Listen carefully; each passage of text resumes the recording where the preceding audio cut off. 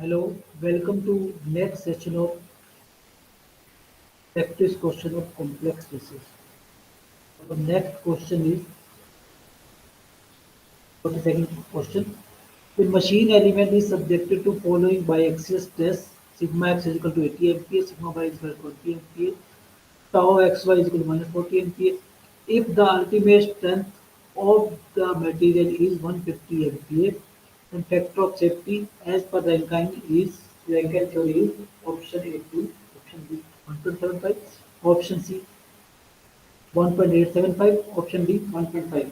Just calculate the principal stress of the working of the element sigma x, sigma y using sigma x, sigma y and tau xy, and and then just it, it comes out as 100 MPa. Okay, and factor of safety is calculated by using ultimate strength divided by maximum principal stress in the working condition, that is equal to 1.5. Okay.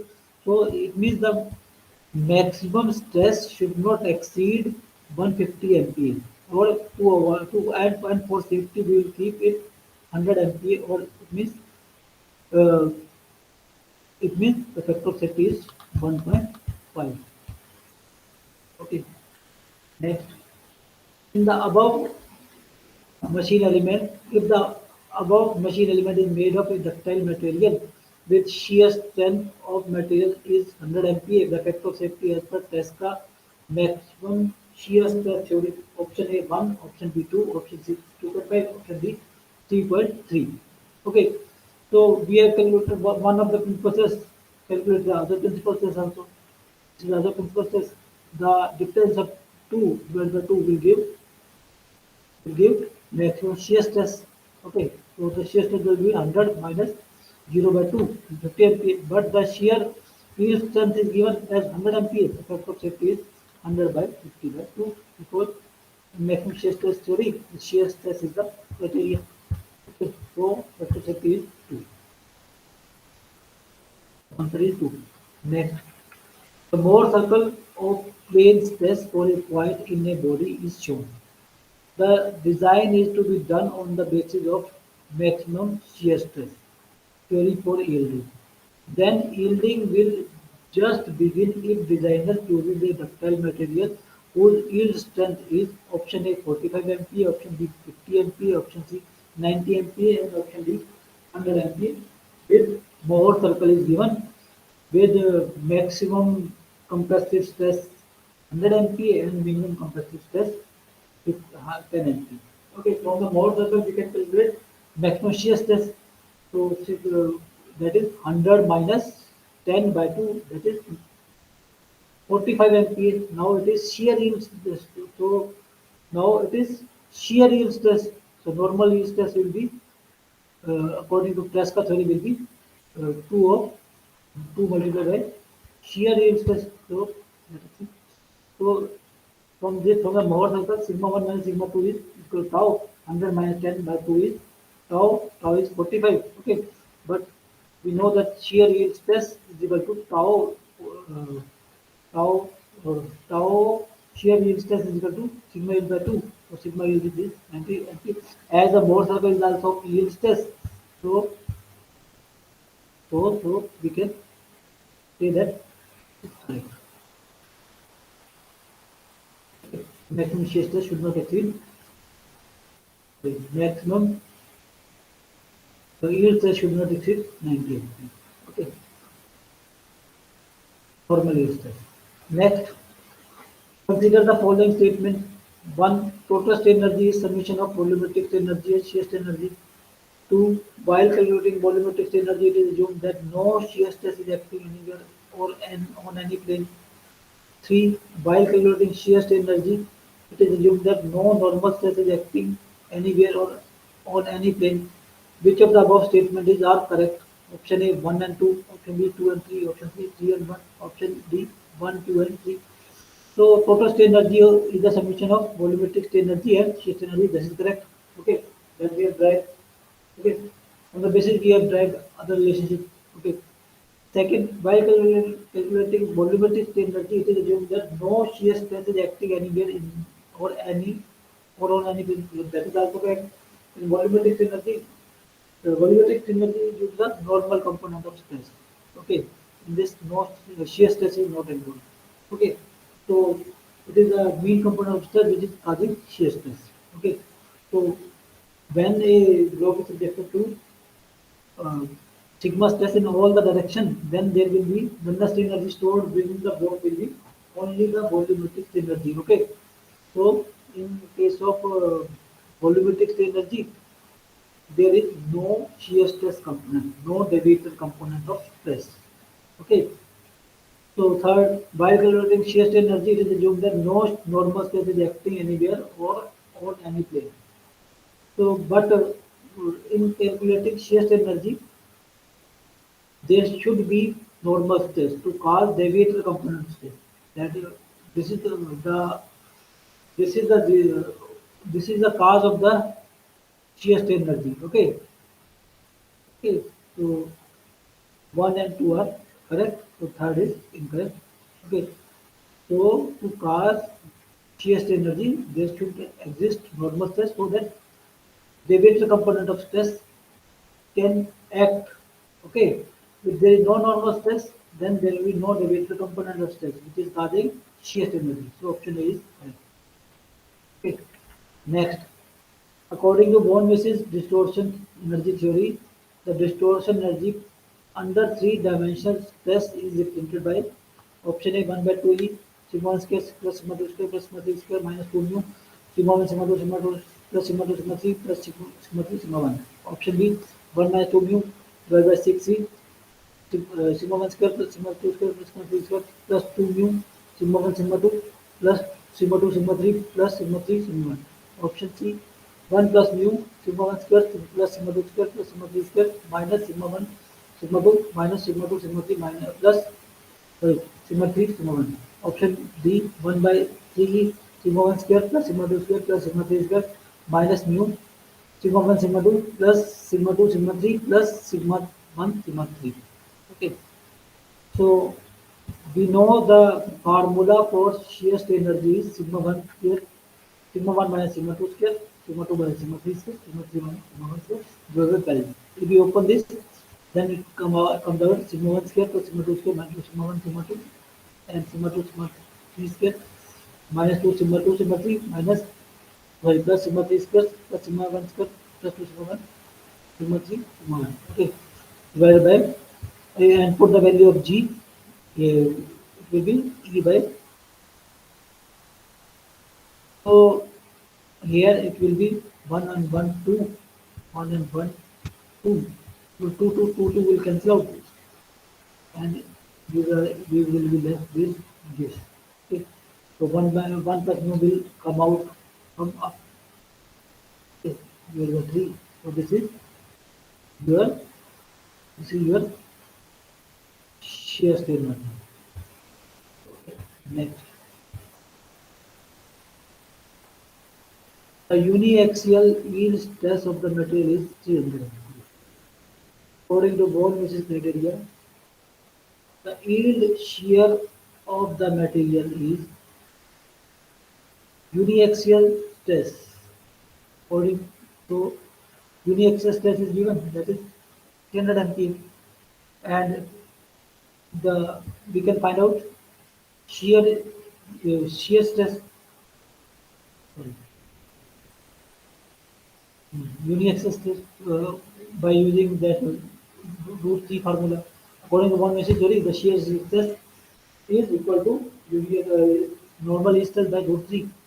So we can directly use that formula to find out how yield. And but this is according to one machine theory. But according to Tresca theory, it is tau yield is sigma yield by 2. Okay, so remember that difference.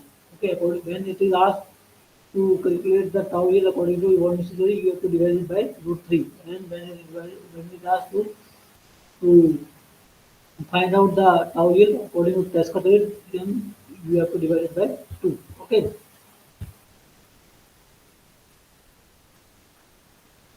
Next, a shaft is subjected to pure torsional movement. The maximum shear stress developed in the shaft is 100 MPa. Okay.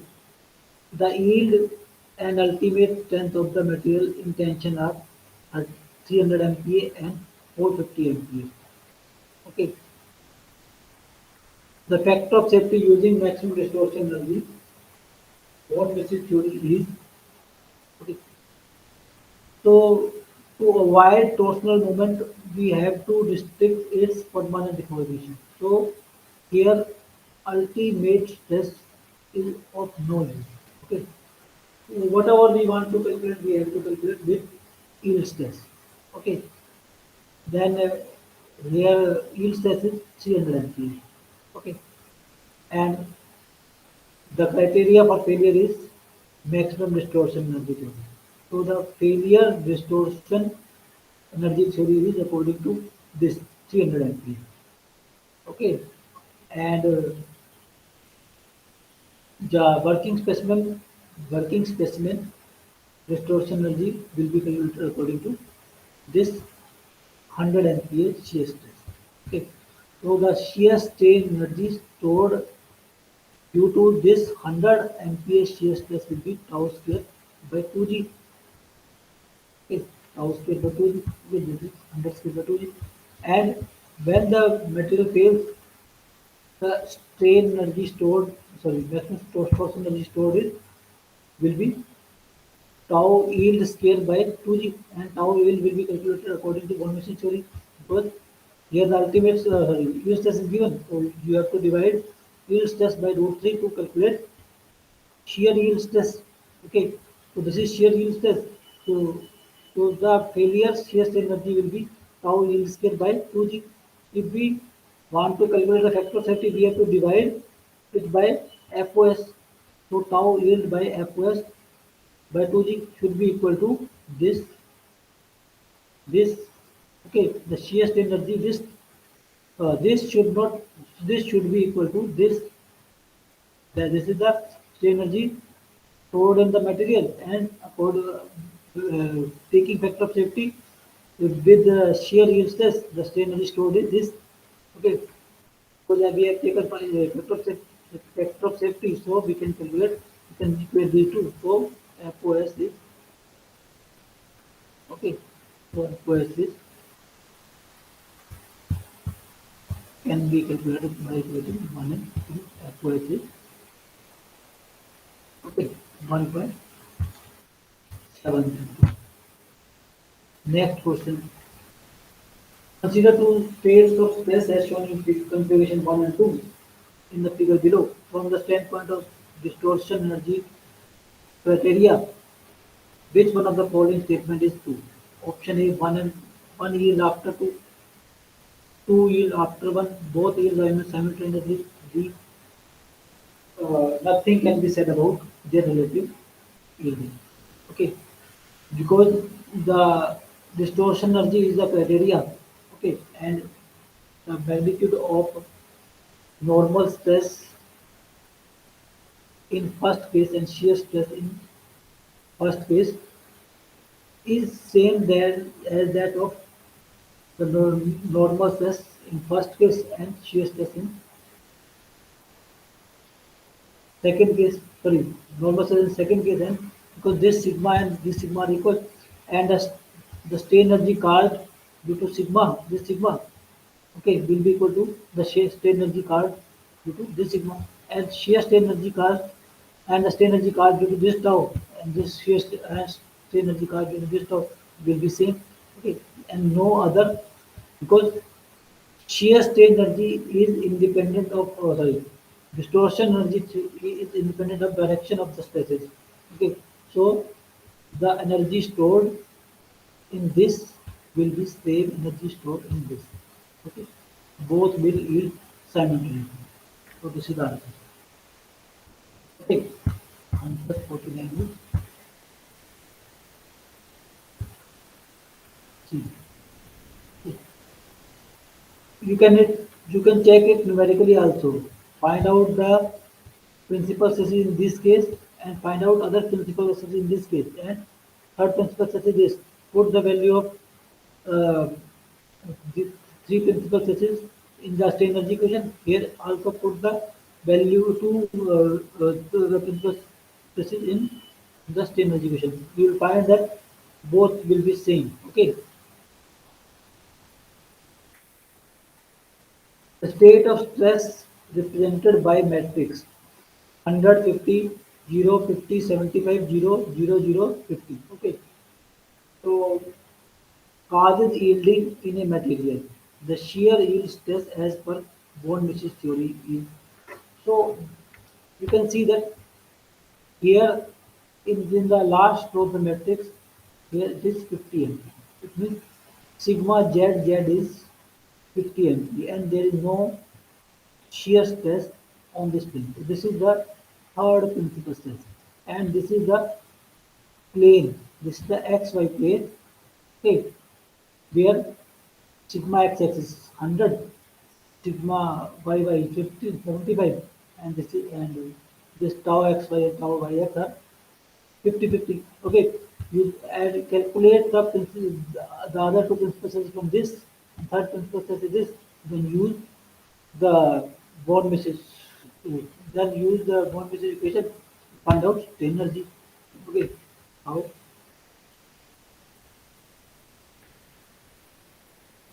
third principal stress is 50 MPa. Okay, this this okay, and sigma x is 100, sigma y is 75, tau x y is 50. Calculate other two principal stresses, sigma 1 and sigma 2. After calculating sigma 1 and sigma 2, use the bond misses criteria. Okay, then find out okay, sigma yield.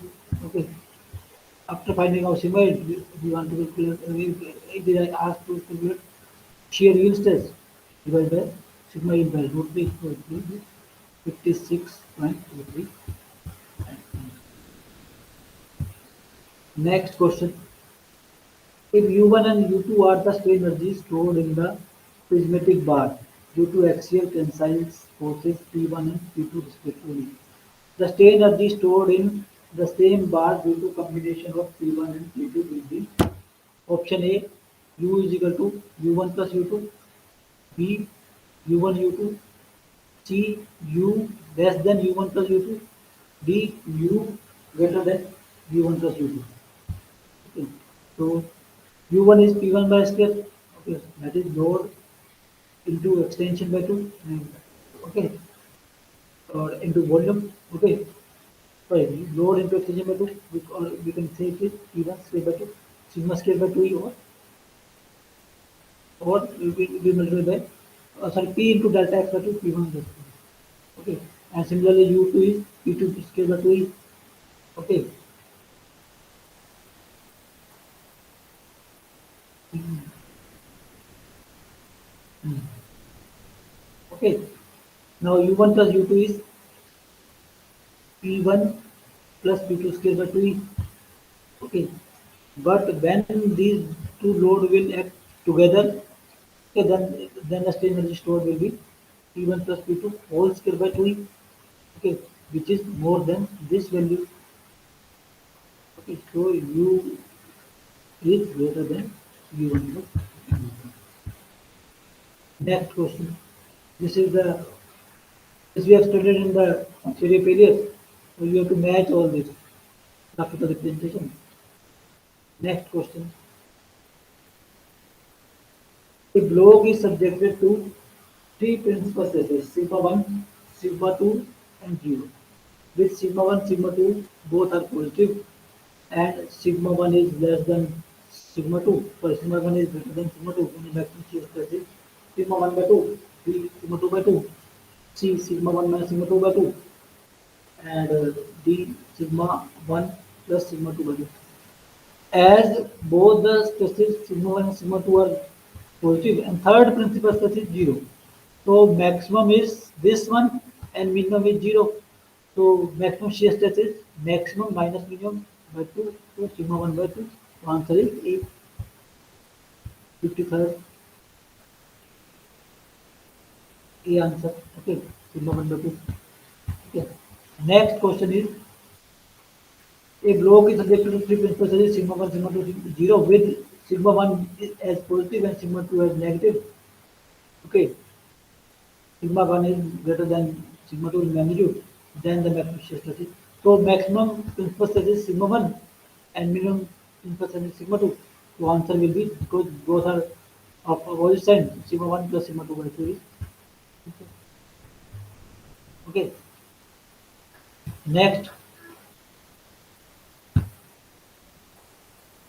a block is subjected to three principal stresses sigma 1, sigma 2 and sigma 3 with all the stresses being positive. Sigma 1 is maximum, sigma 2 is minimum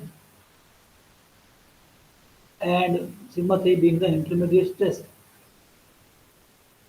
Back to shear stresses. Then because sigma 1 is maximum, sigma 2 is minimum, so answer will be C again. Okay. Next question. According to that we have studied in theory article, according to von Mises theory, the graphical representation is shown by this, which is inscribed on the graphical representation of maximum principles in theory. Okay, thank you.